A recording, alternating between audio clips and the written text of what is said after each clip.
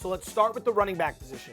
Of all the options you were sorting through over the weekend, whether it's a touchdown prop or a yardage prop, who do you like? Well, how about a Dallas Cowboy running back? Look at since this that's guy. where the season starts. Look at the segue. Ezekiel Elliott, 9.5 rushing touchdowns is the number, and I would go over that with Zeke in the proverbial best shape of his life. And if you see it on Twitter, he does look kind of lean. He's got the six-pack back. He's looking like he's ready to go out there and ball. He's a thick dude. It's a six-pack, but it bulges out as well. Well, I mean, it's a six-pack on top of a keg. That's what allowed him for the first few years of his career to lead the NFL in rushing attempts basically every year. You got to be able to take a beating, and Zeke has been able to do it. But he looks good. That's not the point here. The point is, if Zeke stays healthy, and this Dallas Cowboys offense produces like it did with Dak Prescott, and we projected to do with a healthy Dak Prescott back, and oh, by the way, all-pro left tackle Tyron Smith, all-pro guard Zach Martin back, and right tackles Lyle Collins, who I think has been a Pro Bowler as well. Very good. Offensive line, although not the elite level that it was when Travis Frederick was there with those three guys, should still be top half, maybe top third of the league. And then you add Zeke's career rates, which over a 17-game season would equal 11 touchdowns. I think he averages 0.68 touchdowns per game in his career, something like that. But over 17 games, it would be 11 TDs.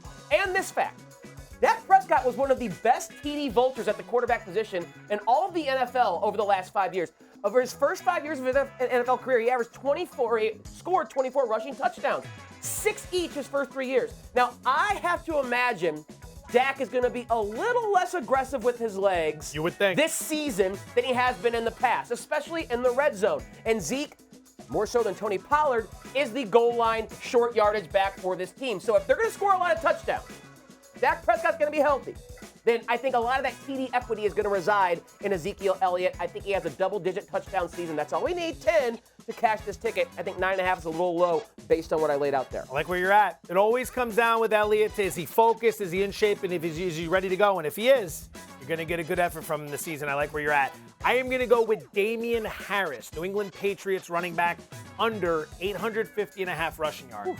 You might ask why?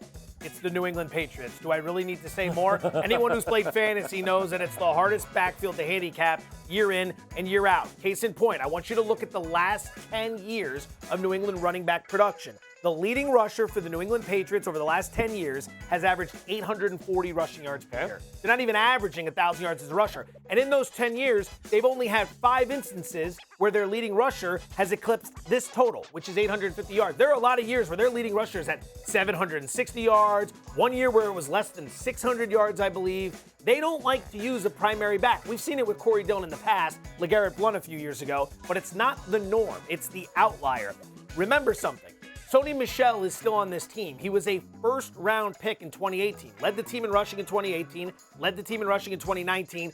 Why didn't he lead the team in rushing last year? Oh, yeah, he got a quadriceps injury that knocked him out for 6 games. It opened the door for Damien Harris, and Harris ran through it. But you factor in Michel, you factor in James White, who's still on the roster, Cam Newton, who ran the ball, I think, 137 times last year as well. I don't see the opportunities there, even with the 17th game. Damien Harris under 850.5 rushing yards. Does that change, though, if Mac Jones is the quarterback from week 1? If we know Cam Newton's going to be the backup from the very, very beginning, does that alter your handicapping there? Because I agree, if Cam Newton, who I think is going to start more games, is in the backfield, has taken a lot of rushing equity away from guys like Harris. I would say that worries me a little. What worries me more is with the injury to the Rams, Sony Michel or James White, but specifically Michel getting traded to the Rams. That would worry me even more because there is some talk that maybe one of those guys could be traded, although Darrell Henderson looks like the guy now. Keep an eye on those over props. They're not going to play him at all in the preseason, which means they are very, very much making sure that this guy is going to stay healthy. All right, wide receiver props. All your options. Wide receiver yards, wide receiver touchdowns. What's it going to be? Let me go to my LA Rams. Here we go. Because that's a team I know well. And Robert Woods, 1,000 and a hook. He's got to get 1,001 yards to go over, and I think he should do that this year. That's what I would play. Here are the reasons why.